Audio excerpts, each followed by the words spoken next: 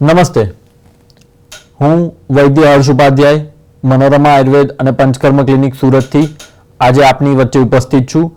આજની ચર્ચાનો આપણો વિષય છે, આજનો આપણો સંવાદ છે એ છે ગર્ભ સંવાદ. નમસ્કાર મિત્રો. તો શું આપ સૌ જાણો છો કે બાળકનો ઉછેર જન્મ પછી નહીં પરંતુ જન્મ પહેલા જ શરૂ થઈ જાય છે? શું ગર્ભસ્થ બાળક એ માતાનો અને આપણો, હું અને તમે જે વાત કરી રહ્યા છો એ વાત સાંભળી રહ્યું છે? શું માતાના વિચારો, લાગણીઓ, માતા જે પણ કન્ઝ્યુમ કરે છે તેની અસર બાળક પર થાય છે? શું ગર્ભમાં રહેલું બાળક એ માતાનો પ્રેમ અને સ્વીકારનો અનુભવ કરી શકે છે? આવા બધા પ્રશ્નો આપણને થવા જોઈએ જ્યારે આપણે એક ગર્ભિણી સ્ત્રી હોય, જ્યારે આપણા પરિવારમાં કોઈ ગર્ભિણી સ્ત્રી હોય, ત્યારે આ બધા જ પ્રશ્નો આપણને થવા જોઈએ. તો આજના વિષયમાં આજે એક સુંદર વાત કરીશું આપણે, અને એ વિષય છે ગર્ભ સંવાદ.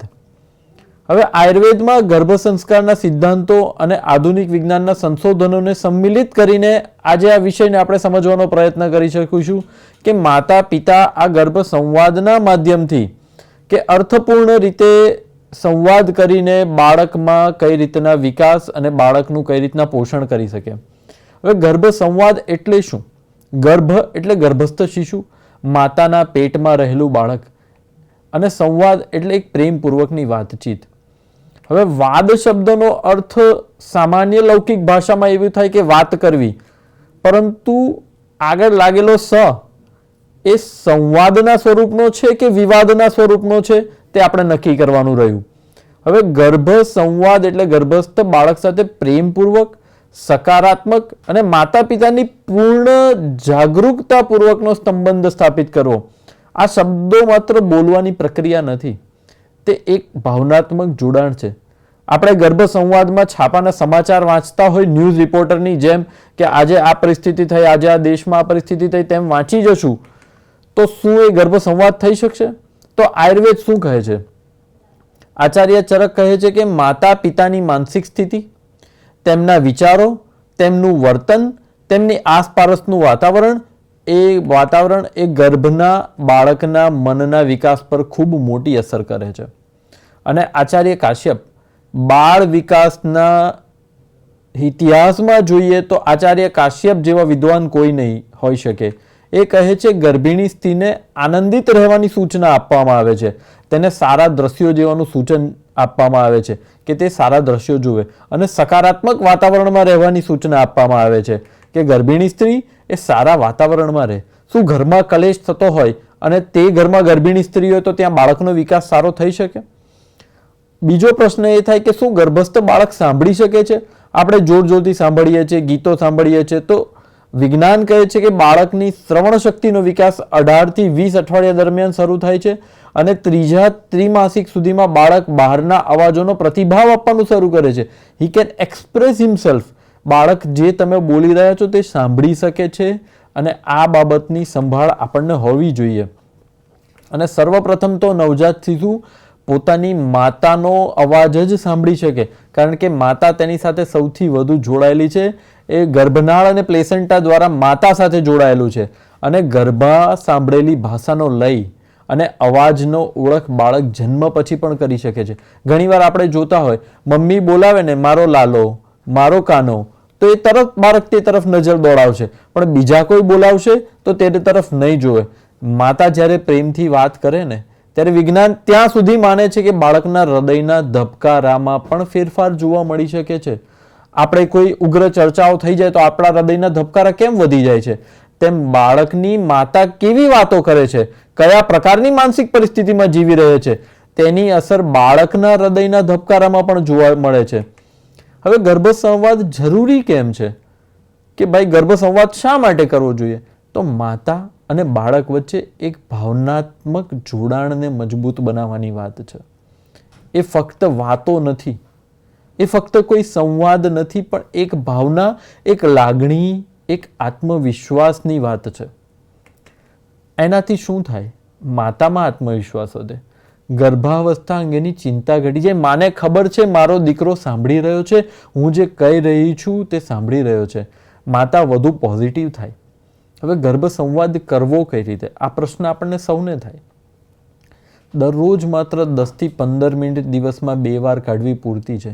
એક શાંતિપૂર્ણ સ્થળ પસંદ કરો.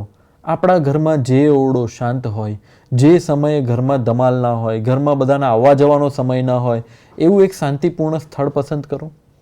આંખો બંધ કરીને ઊંડા શ્વાસ લો. અનુલોમ વિલોમ જેવા હળવા પ્રાણાયામ કરો કે આપણું મન અને શરીર બંને એક શાંતિની અનુભૂતિમાં આવે.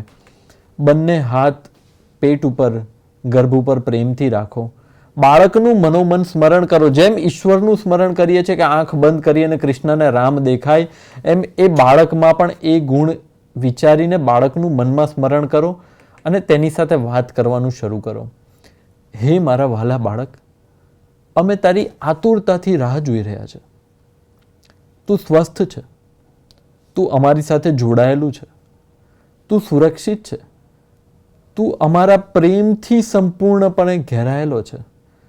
પરમ કૃપાળુ ઈશ્વર તને સારા સંસ્કાર, સારી બુદ્ધિ, કરુણા, શૌર્ય આપે અને તને તેજસ્વી બનાવે.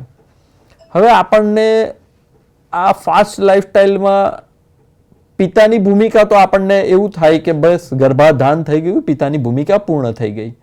કે ભાઈ મારા રિપોર્ટ સારા હતા, ગર્ભાધાન થઈ ગયું, પિતાની ભૂમિકા પૂર્ણ, હું હોસ્પિટલના ધક્કા ખાઉં છું, મારું કામ પતી ગયું. પણ પિતા શું બાળક મોટો થઈને એને બાપ નહીં કે? પિતાએ પણ રોજ થોડો સમય કાઢીને તે બાળક સાથે પ્રેમપૂર્વક સંવાદ કરવો જરૂરી છે. એ સમયે જ્યારે શાંતિપૂર્ણ વાતાવરણમાં મા બેઠી હશે ત્યારે એક હાથ તે માના હાથ ઉપર પિતાનો હાથ પણ હોવું જોઈએ. શું કરી શકાય આ સાથે સાથે? સારું હળવું સંગીત, શાસ્ત્રીય સંગીત. આજે સમગ્ર વિશ્વ માની ગયું છે કે ભારતીય શાસ્ત્રીય સંગીત એ બીજા સંગીતનું જનેતા છે. સંસ્કૃતના મંત્રોચ્ચાર સાંભળી શકાય. વાંસળી, વીણા, ભક્તિ મંત્ર, શાંતિ મંત્ર, આ બધું નિયમિત સાંભળી શકાય. પરંતુ સૌથી મહત્વપૂર્ણ છે માતાનો પ્રેમભર્યો અવાજ. કારણ કે જે આપણા મોબાઈલમાં વાગી રહેલો અવાજ છે ને, તે અવાજમાં માતાના અવાજ જેવી ભીનાશ કે પ્રેમ નહીં હોય. માતાની માનસિક પરિસ્થિતિ, માતાનું જે કારુણ્ય હશે તે એ વિડીયોના અવાજમાં નહીં હોય. ગર્ભાવસ્થા દરમિયાન આનંદ, ચિંતા, થાક, આ બધી જ લાગણીઓ સ્વાભાવિક છે. આ સાથે સાથે માતાની પૂરતી ઊંઘ, માતાનો સંતુલિત આહાર, પરિવારનો સહકાર, પ્રાણાયામ અને ધ્યાન પણ મદદ કરી શકે. આપણે એક નાની નાની પ્રેક્ટિસ કરીએ કે ચલો ધીમે ધીમે તમે શ્વાસ અંદર લો. એકદમ ડીપ બ્રીથ. તમારું મન અને શરીર શાંત થઈ રહ્યું છે. તમારો હાથ પેટ ઉપર છે અને તમે બાળકને કહી રહ્યા છો કે હે મારા વાલા બાળક, તારો આભાર છે હે જીવ કે તું અમારા જીવનમાં આવ્યો. તારી ઉપસ્થિતિથી અમે માતા પિતા બન્યા. તું સ્વસ્થ છે, સુરક્ષિત છે અને અમે અને સમગ્ર જગત તને નિસ્વાર્થ પ્રેમ કરે છે. તું આ પૃથ્વી પર આવ, તને સૌ કોઈ નિસ્વાર્થ પ્રેમ આપશે. ભગવાન તને સદબુદ્ધિ, આરોગ્ય અને કરુણા આપશે. હવે આવો ગર્ભ સંવાદ સવારમાં પ્રાતઃકાળમાં થાય, સાંજના સમયે પૂજા આરતી થઈ જાય, દીપક સમક્ષ ભગવાનની મૂર્તિની સમક્ષ થાય અને રાત્રિના સમયે મા બાપ પોતાના રૂમમાં બેસીને, ધાબે બેસીને, બહાર ખુલ્લી હવામાં શાંત વાતાવરણમાં બેસીને જ્યારે કરે ત્યારે એની બાળકના મન ઉપર કેવી અસર થાય? એ બાળક મનમાં ને મનમાં કેવું મલકાતું હશે કે મારા મા બાપ મારી સાથે કેવી સુંદર રીતે વાત કરી રહ્યા છે. હવે આપણે મોબાઈલ કે ટીવી લઈને બેઠા હોઈએ કે ટીવીમાં જે સાહેબ બોલે છે ને એવો ગર્ભ સંવાદ મારે કરવો છે તો હું ટીવી ચાલુ કરી દઉં. મારા મોબાઈલમાં હું કોઈનો ઓડિયો પ્લે કરી દઉં.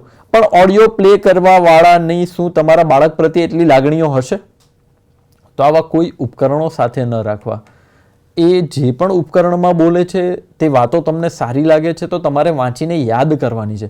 કારણ કે આગળ જ્યારે બાળકની બુદ્ધિ ડેવલપ થશે ને ત્યારે તમારી યાદશક્તિની અસરો પણ એની સાથે થશે. અને આ શાંત બાળકના મનમાં સારી અને સારા હોર્મોન, જેને હેપી હોર્મોન્સ કહેવાય, એનો સ્રાવ માતામાં કરશે અને તેની પણ બાળકના શરીર ઉપર ખૂબ લાંબી અસરો થશે.